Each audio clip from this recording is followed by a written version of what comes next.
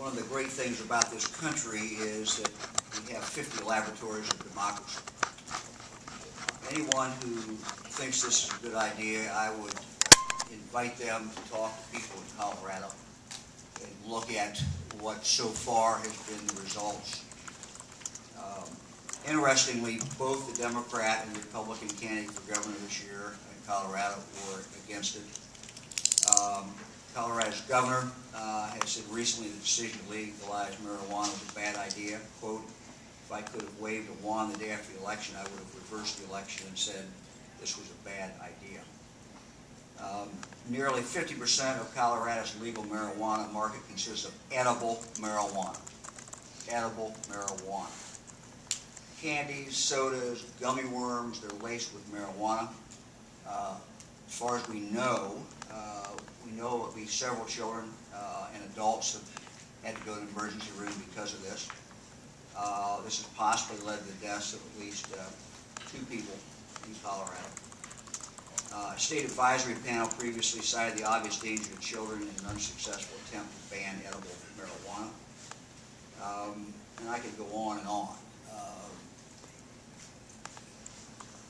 I think that even for those people who would like to wave a wand in Ohio and have legal marijuana, that the proposal, at least as I understand it from reading the press reports, I don't see any Ohioan who would be in favor of creating a monopoly for a handful of people to make a bunch of money.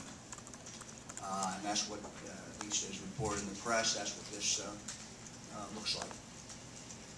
I have more, but...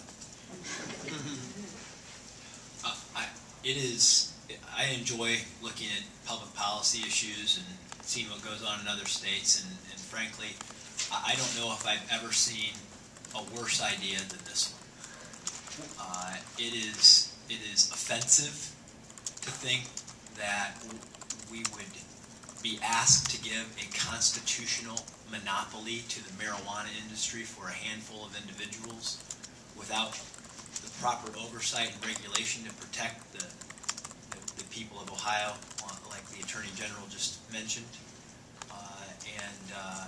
If it makes it to the ballot, I would vigorously ask the voters to defeat it, because it would be awful for Ohio.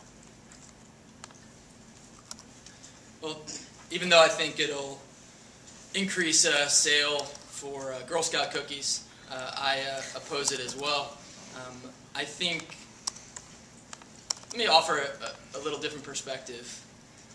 And John and Mike and Dave hear the same story as I do. As I travel the state, I've been real involved with this issue about trying to bring back shop class, put shop class back in high schools, and encourage more investment into vocational training and educational training.